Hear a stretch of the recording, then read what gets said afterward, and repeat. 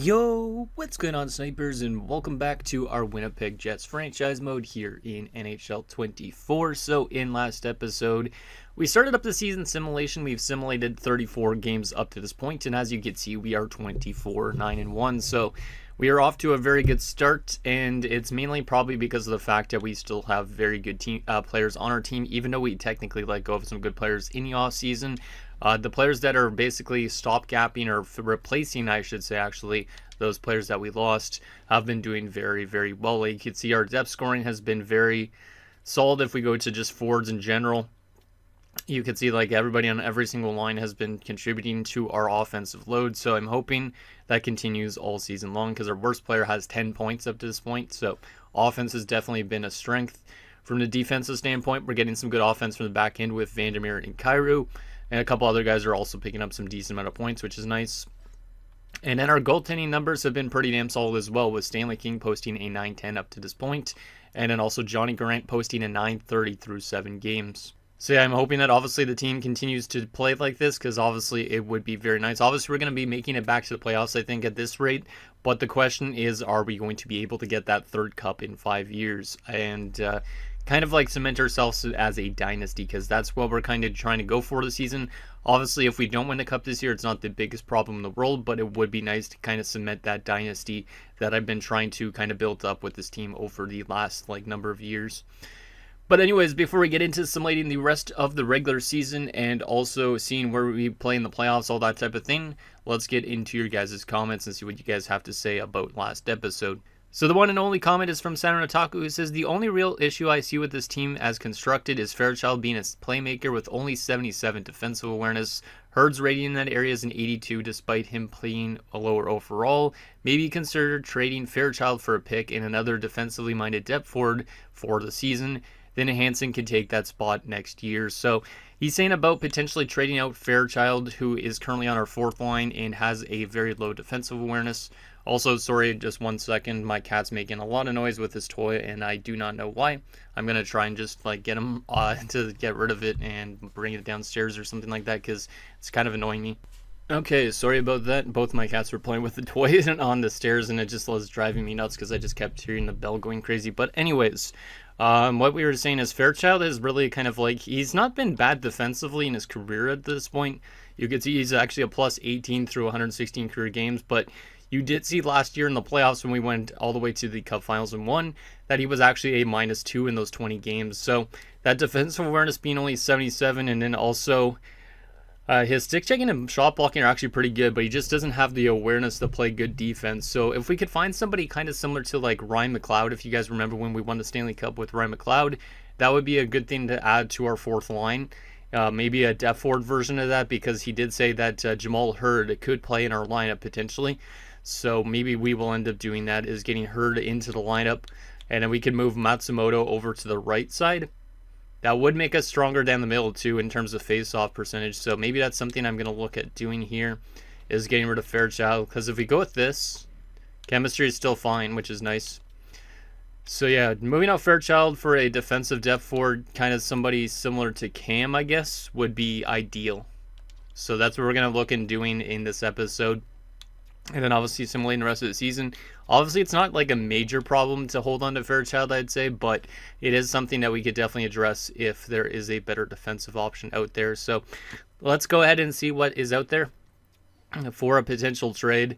I don't really know what to look for because I didn't do any pre-scouting ahead of time. So we're just going to go through each team and kind of see who is out there that's good defensively. Actually, maybe I should just use the player search feature, because that might be a little bit easier to find ourselves a good defensive fourth liner, because it would be nice to get one of those. So if we look for a forward that has third line checking or fourth line forward, or actually we're looking more for a depth forward, right? Yeah, I guess we're looking more for a depth forward. Let's look for a depth forward that has good defensive stats, because say at least a 4-star defense. If need be, we can knock it down to 3.5, but let's try 4-star defense and also list as a depth forward. Nobody listed as that. So anybody that's actually listed as a depth forward doesn't actually have that good of defense, I guess. Let's try 3.5.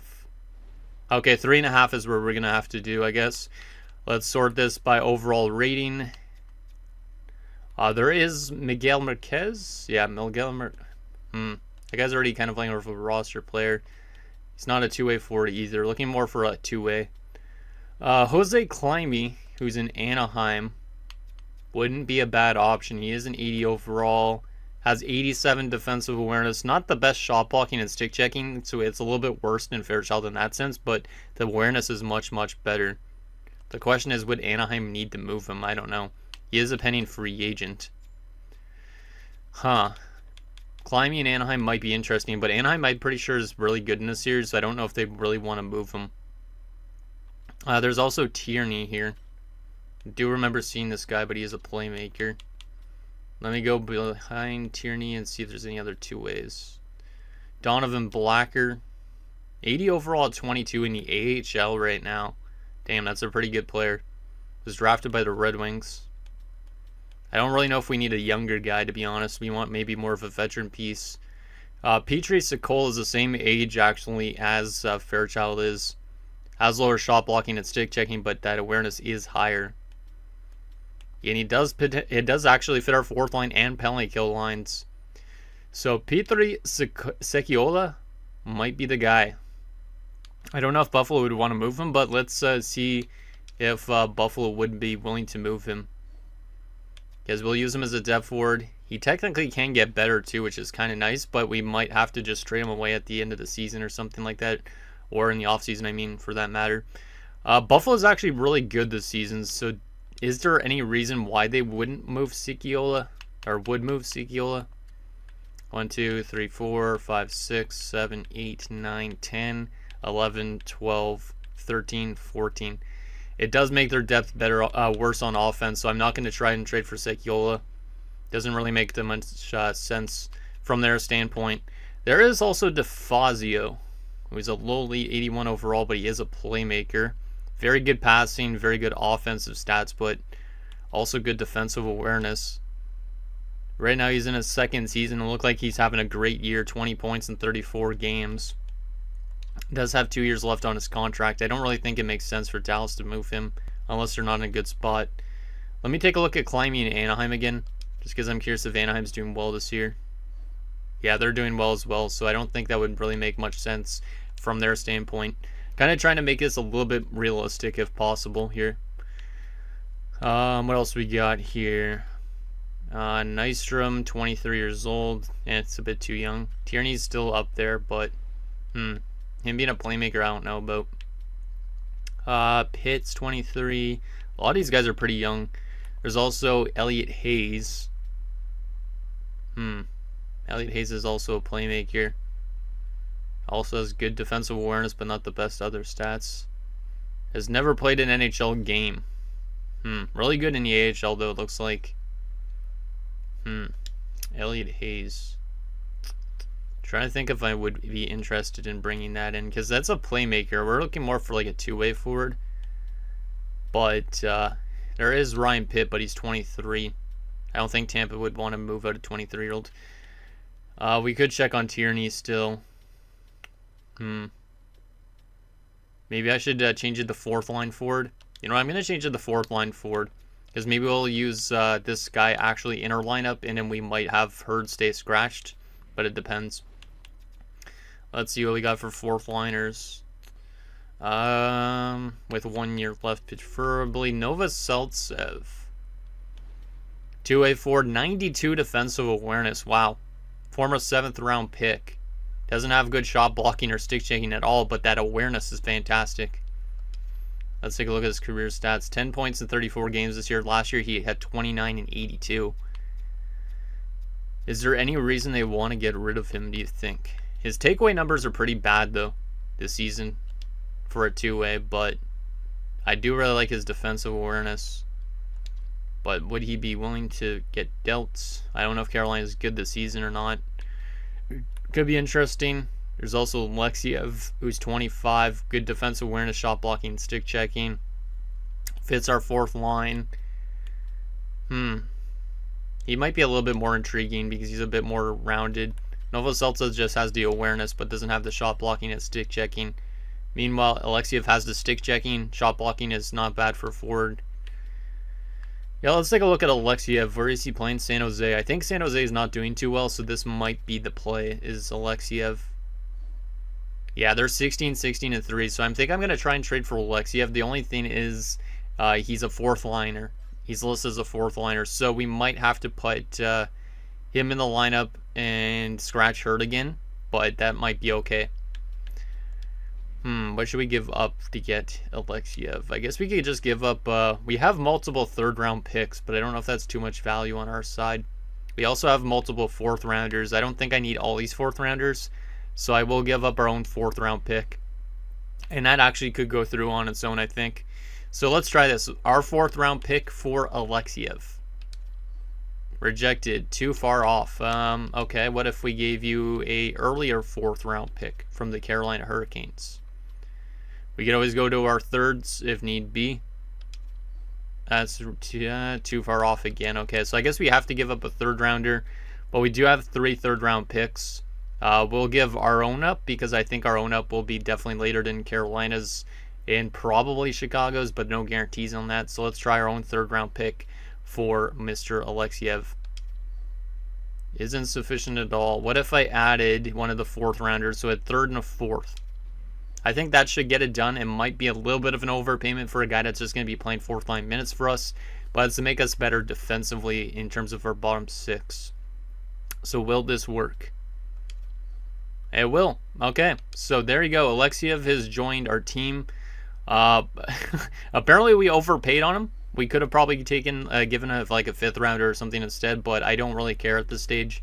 Those picks don't matter as much as they used to us, so that's okay with me. Those were extra picks regardless. We do still have thirds and fourths, so I'm okay with it. Okay, so we have made our trade. Oh no. Oh no, I accidentally traded away the wrong player. Or wait a sec, what happened? Did I not even trade? Oh, I was supposed to trade Fairchild in that trade. Oops. Oh man. Oh man. Okay, well, we're still gonna trade Fairchild. But I did not mean to do that.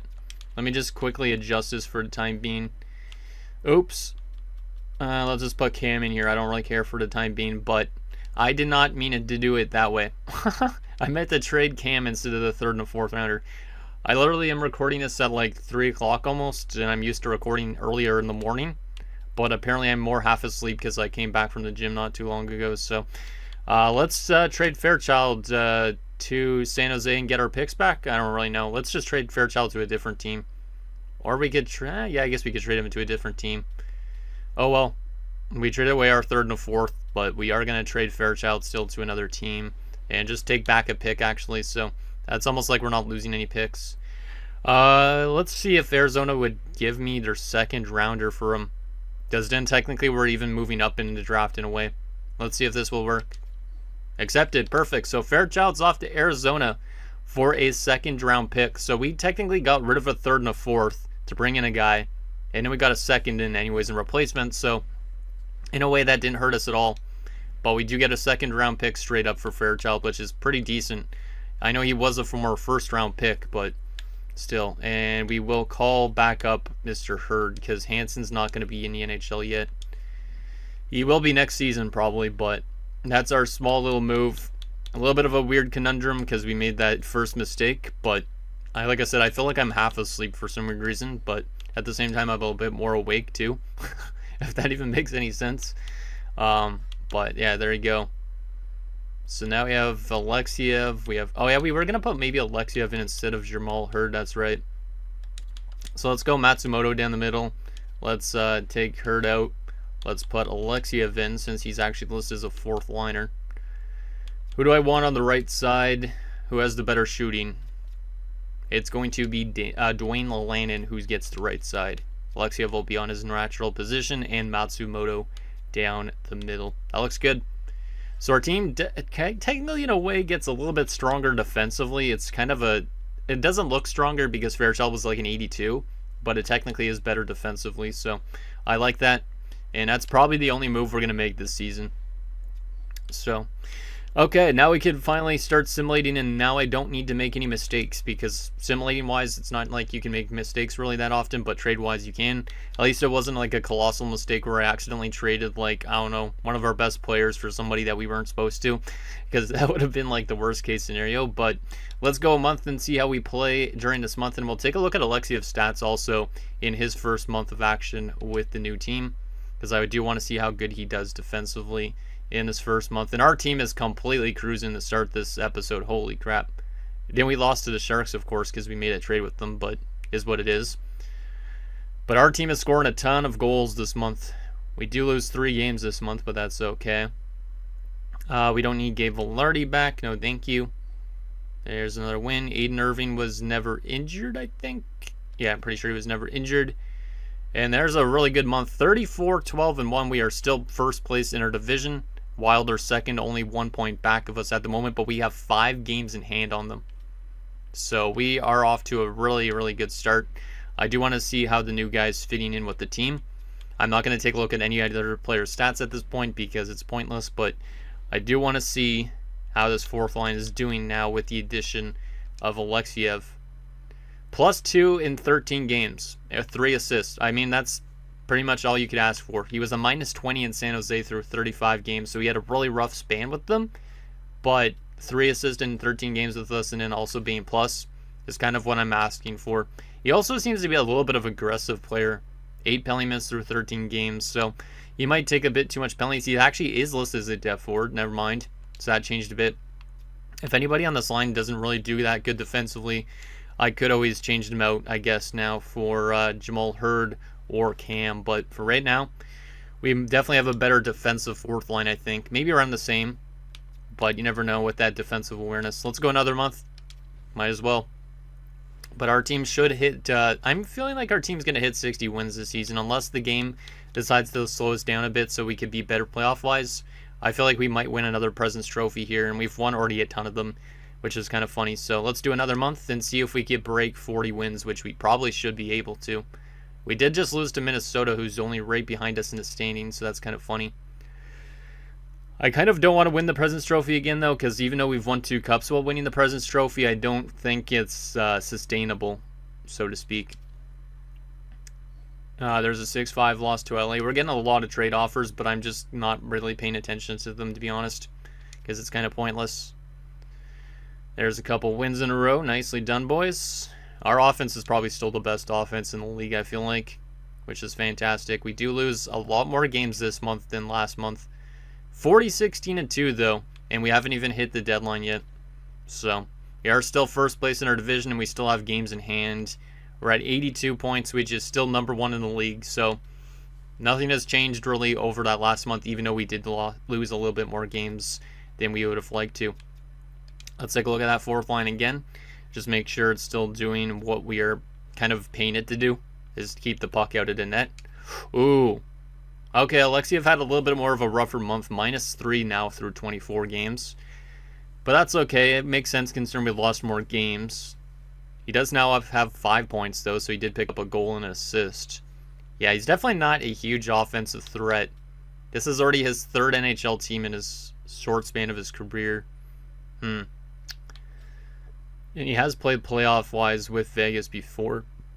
He might be kind of very similar to Fairchild, but he does have the better awareness, so I think this is still was a good move for our team, even if it isn't doing the best necessarily on paper. Like, our fourth line definitely seems like it's suffering a bit plus-minus-wise now in the last few games, but that's okay. It could be also the top 6 defensive pairing. Not really. Okay. We're going to keep the rest of this the same. I don't really care if we're losing a little bit more games because, like I said, if we win another President's Trophy, we can't expect to win the Stanley Cup every time. And I feel like this is one of those times that we might not win a Stanley Cup if we win the Presidents. So let's go to a day before the deadline. We have Florida and Minnesota. We're still getting offered other trades, but I'm not paying attention to them at all. There's a nice win over Florida, and game before the deadline, can we win our 42nd game? Yes, we can. Nice. That's against a good team, so I like to see that. We are going to enter this trade deadline just to see if there's anything interesting out there, but I don't think we're going to make any trades. For some reason, Dennis Palin's on our block, even though I didn't put him on there. That's kind of funny. We do have interest in him, but we aren't trading him. At some point, maybe I'll actively shop him, but not right now. Heinonen is a playmaker. Yeah, I don't really think there's anything we need to get on this roster. Yeah, I don't really think we have any weakness. I'm not going to make any trades. I think our team is just chef's kiss already, so we're just not going to make any trades again at the deadline for like the third consecutive season, I think. We're kind of pulling our inner Lou Lamoriello, because Lou Lamoriello doesn't make trades at deadlines. But we're 42-16-2, and we are still the best team in the NHL, so it's kind of pointless to make trades. We don't really need to bolster that much up anyways. Let's go to the 24th and see if we could break 50 wins here in this stretch. There is a guy on waivers, Eve Tarian. Ew. 72 overall at 23. Wow, he had 3 goals in 8 career NHL games. That's actually pretty good for somebody that has that low for an overall. I'm not going to claim him, but that's an interesting player there nonetheless, just based on his performance in that short span. Yeah, our team is completely cruising still, which is great to see. It's kind of amazing how good we're doing still with the offseason players we'd let go of. Honka's on the waivers. Do I need Honka? I don't think so. He's not a bad depth defenseman, but he's pretty much just what Pierce Bishop is, but a little bit more defensively oriented. Yeah, I don't think I really need him, but that's not a bad player to claim. Don't really want to claim that cap hit anyways. There's also Alexander Alexiev, so another defenseman. And he's dropped down to a 75, but he's still listed as a top 6. No thank you. He's probably close to retirement. And yeah, we're 48-19-2, so I think before the end of March, we should hit 50 wins. It would be nice to hit 60 wins this season, but also I want to have a good playoff run, so don't really care too much if we don't hit that. Will we get our 52nd win to end the month? Yes, we will. 52-19-2. And we still have 9 more games. So the most we could get is 61 wins on the season. This might end up being one of our best regular seasons in our team's history. But if we have that type of season, I don't think we're winning the cup this year. I just don't. I know it might be a little bit negative to say that, but I feel like this year, for some reason, even if we have a really good team, we simulate well, it isn't the year that the sim engine's going to be kind to us. But it would be very nice if our team also cruised in the playoffs and won their 3rd cup in 5 years, because I don't think I've had 3 cups in 5 years since like my Arizona series, maybe even earlier than that. But let's go through these 4 games, see if we could get our chance at 60 wins this year. There's a 9-0 win over Anaheim. Jeez. Okay, we're at 55 wins now. We got to win every single game here if we want to hit that 60 win plateau, which is kind of crazy.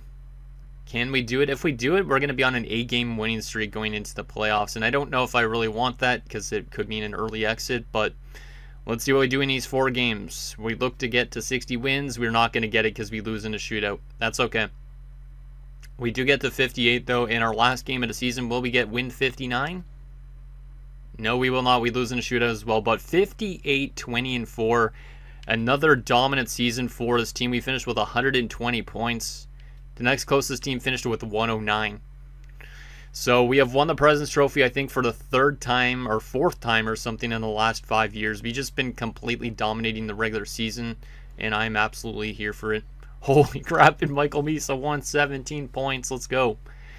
Oh, man. This team is maybe one of the best franchise mode teams I've ever put together, just based on the fact that we lost 2 really good players in the offseason. Think about it. We lost Luke Misa, and we lost Chaz Lucius, yet our team is able to play this good. It's pretty damn impressive. But let's take a look at the team stats and player stats for the season. So, yeah, we won our division by 17 points.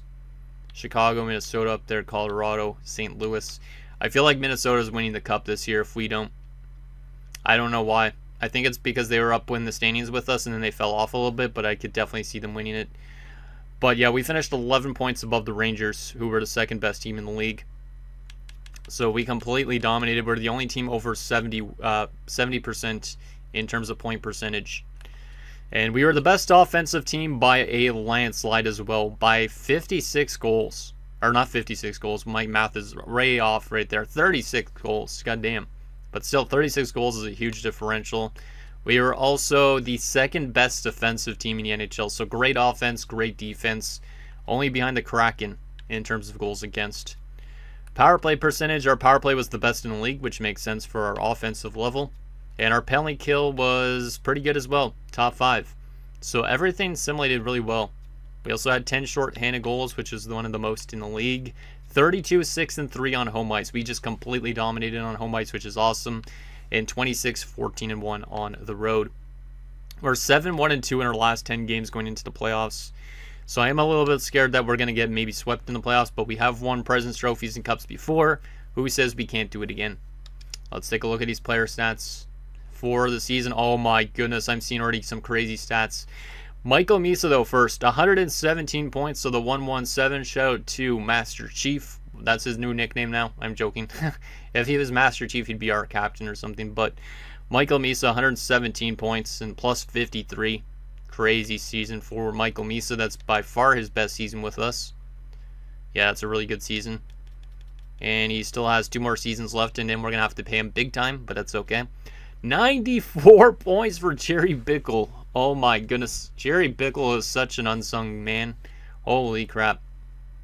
This guy wins a Calder in his first season. Drafted 215th overall. And now he's had 2 really good seasons in the NHL. He's almost point per game in his career. Definitely a pure passer, but 29 goals this season is fantastic.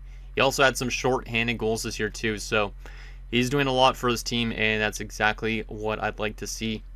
He could definitely replace Michael Misa if we wanted to let go of Michael Misa in a few years, but obviously having a 1-2 punch like that is fantastic. Goldman on 41 points is really good. Definitely much better than his last few years. Because, yeah, he pretty much doubled up like his career totals, which is great. 17 goals is also a huge increase too. And then he also had more short-handed points again too, which is nice to see. Matsumoto, 27 points and 14 goals in his rookie season is pretty good for a guy without power play time. So I like that a lot from our center depth. What about left wingers? Groshek with 93 points as well, 36 goals. A little bit of a down year in terms of goal scoring for him, but still 90 plus points. I will take it. Definitely better than last year. Also more healthier than last year too, which is nice. So there's Groshek. Eberle had 63 points this year. I knew Eberle was going to break out after his playoffs last year. I knew it. And we have him on a nice little contract. So shout out to Quinton Eberle. And Rothon, 57 points is also fantastic. That's why I gave him a multi-year deal instead of the 1-year deal, because or else he would have been a UFA this offseason. Landon on 32 points, pretty solid for a 4th liner. And then Alexiev with us was great. That's exactly what I need from him. 15 points in 48 games is not too bad. And then a +7. Yeah, that's exactly what I like to see. How about his takeaways and stuff? 43 hits, more takeaways than giveaways. That's a nice 4th line addition for sure. So thank you to Victor Alexiev. Right wing wise, I did see this already, but Aiden Irving, obviously he missed all playoffs last year, and he comes back with a vengeance. 59 goals and 110 points. What a beast he is. What a beast he is. That's a career high in goals and points. That's his first time, I think, scoring 50 goals. Yeah, that's his first 50-goal season, which is kind of miraculous to believe based on all the 40-goal seasons he had prior to that. He's also now over point per game in his NHL career. We'll see what he could do in the playoffs. He hasn't played in the playoffs in a few years, and last time he played in the playoffs, he wasn't the best, but he obviously was really good in the 1 year that we won the Cup with him in the lineup. So crazy that he was a 3rd-round pick. It's one of the best steals I think I've had in a franchise mode. Jaquezie on 97 points and 41 goals. Absolutely insane from Jaquezie. Obviously, he didn't have the best playoffs last year, so I'm hoping for better stuff this time around. He did have a really good finals, though, and that's why his point production looks much better. But in the first few rounds, he was definitely not that great. And Wilson had 84 points. Holy crap, man. Our offense was nuts. Caden Wilson with another good season, too. And he's only signed for 2 more seasons, so he might want to get paid. But Caden Wilson's turning out to be a pretty damn good player, too. So if you look at our offense, we had literally 6 guys on 80-plus points. 6 guys over point per game. So our entire top 6, basically. And then our 3rd line was all 60, 50, 40. Our 4th line was 30, 27, 26. We had fantastic depth scoring this season and really good offense in general in our top 6. From a defensive standpoint, 61 points from Vandermeer plus 40, and Vandermeer with 58 points and a plus 48. So him and Cairo did really good. I don't know if I could just call Cairo Vandermeer and said Vandermeer as well down here, but if I didn't, both these guys anyways, Norris candidates potentially. What's crazy is Vandermeer only had 3 power play points, so I don't know why his production's not that good on the power play, but he had a good season, even without those power play points. Vernarski, 27 points, plus 27 is great. Louis Var, 24 points, plus 52. Damn. Palin, 20 points, plus 39. Scarlett, 12 points, plus 29. And 2 goals in 4 games from Pierce Bishop, who is losing morale. Well, that's not great. We might have to make a tough decision this offseason on letting go of a defenseman or just not bringing back Pierce Bishop. Because now that he's actually listed as a top 6 defenseman, he thinks he needs to be in the lineup. Yeah, before when he was listed as a depth defenseman, he didn't. So, that's interesting. Goaltending wise, Stanley King on a 43-16-3 record with 5 shutouts and 906 save percentage and a 2.83, so pretty solid. And Johnny Grant did better than him. 14-5-1 through 23 games, 1 shutout, a 911 save percentage, and a 2.78 goals against. 3 assists in general from our goalies. Grant had 2 assists despite playing way less games. Interesting. So yeah, what a dominant season. I definitely feel like we're not safe going into the playoffs. I could tell you that much. Let's see what the rest of the league look like. Michael Misa, Conn Smythe winner, or not Conn Smythe winner. What am I saying? I told you I was half asleep. What I'm trying to say is friggin' Art Ross winner. There you go. That's a trophy. So Michael Misa led the league in points. You have Aiden Irving at number 3, maybe even the best goal scorer this season. Maybe he's going to win his first Richard at 29. I really hope so. But we already had those 2 guys up there. Our former player Luke Misa was up there too, which is kind of funny. There's that. Is Aiden Irving going to win a Richard this season? No. Oscar Ekman, you douche. Just beats out Aiden Irving by a goal. Well, that really sucks because I think Aiden Irving definitely deserved it, but unfortunately, he's not going to get it. Damn. That sucks. The shooting percentage was also much better. Like, he took way less shots than Ekman, but he only finished with 1 less goal. That really sucks, man. I thought he had it in the bag, but he did not. Any interesting candidates for this year's Selke? Shane Wright's up there. Anton Lundell likely is your winner for sure. Yeah, I'd say it's probably Anton Lundell. 55% on the draw, 148 takeaways. Who had the most fights? Gavin Weeks, again, 30 fights. Damn. Okay. Best defenseman for points this season was Jamie Drysdale with 85 points and a plus 43. Likely he is your Norris winner by far. Kale McCarr was also up there, though. Korchinski, McAvoy, Dobson, Mintyukov. So yeah, we weren't going to win a Norris trophy, but we definitely at least won the Art Ross and came close to winning a Richard. How about goalie-wise? Let's see this. Stanley King led the league in wins, not a surprise. Beating out Gavin Curry, who's now injured. Damn, that's a pretty big blow for the Ducks. Damn. Most shutouts. Stanley King and Gabriel Zeg. Gabriel Zeg. It feels like so long ago that you played with us. Stuart Skinner up there too, and Juho Markkinen. Best save percentage by a starter. Gabriel Zeg only played 46 games, so you're looking at probably Bernard Lacerte, save percentage-wise. Galiev up there too. And then Logan Scarlett's up there too, which is interesting. Goals against per game wise by a starter. Gabriel Zeg's up there with 46 games played though. Stanley King might have a chance at a Vezina. I don't know if he will win it, but he definitely had the best goals against average by any guy that played 60 plus games. But you also have Galiev, who's up there with a better save percentage, so it might go to Galiev, but King had more shutouts. Any goalie goals this season? No. Most shutout, or assists, I should say. Logan Scarlett, our former goalie. It's kind of funny how good we do, and we still see our former players up there in like points and stuff like that. Best rookie this season, Pekka Koivisto of the Flyers with 63 points, 42 goals.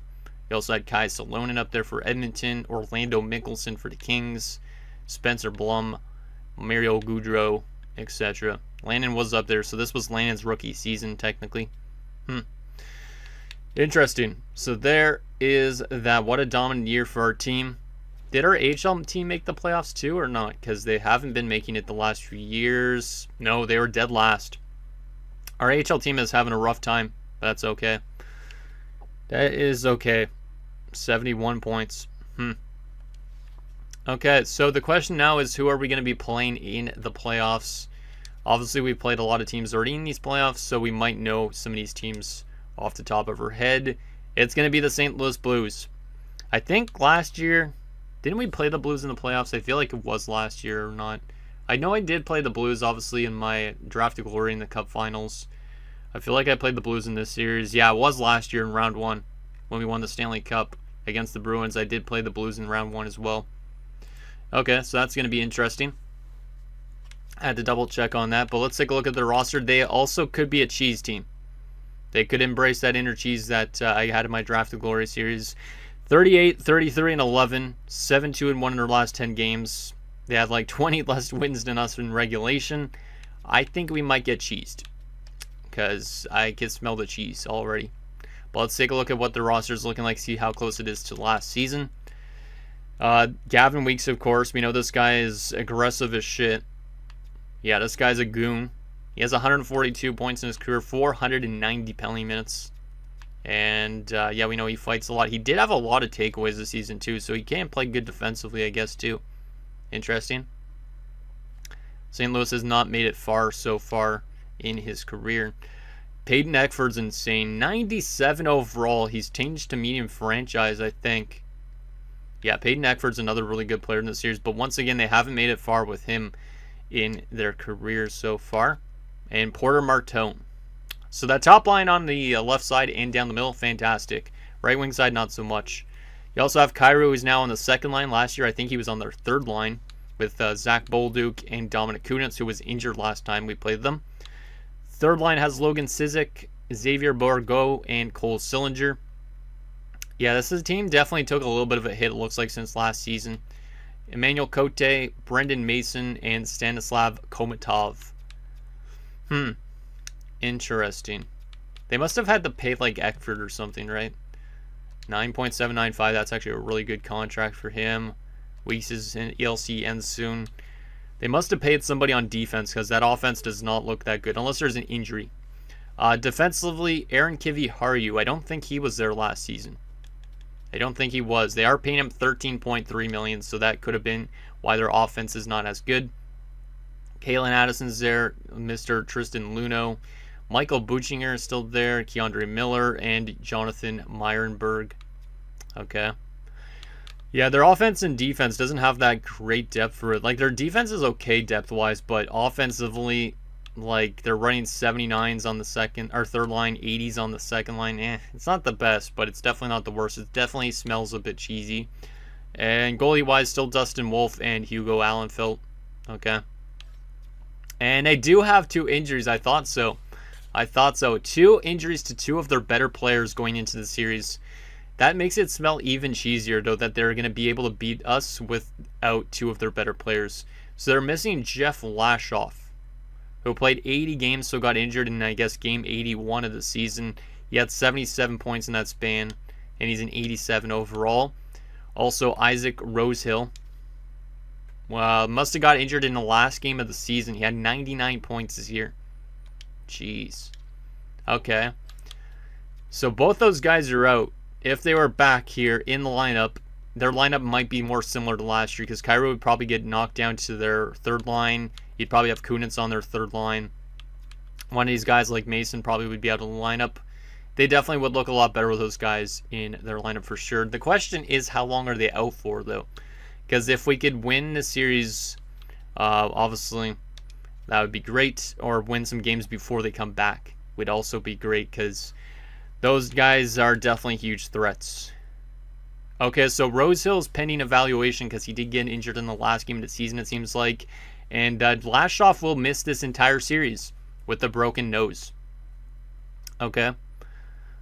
You think he would play just because it's a playoffs. Like, it's not as hard playing probably with a broken nose. I guess breathing-wise maybe would hurt him, but still, like, playing with a broken nose doesn't seem like anything, at least compared to, like, I don't know, like a dislocated shoulder or something like that. But I think we should be able to beat them, but like once I said, we might be able to get cheesed because of the fact we finished way better than them in the regular season, and they also have injuries to two of their top guys. So anyways, guys, that's going to do it for this episode of our Winnipeg Jets franchise mode. So in next episode, we'll take it to the first round against the St. Louis Blues, just like last year, as we look to get ourselves another Stanley Cup while winning the President's Trophy.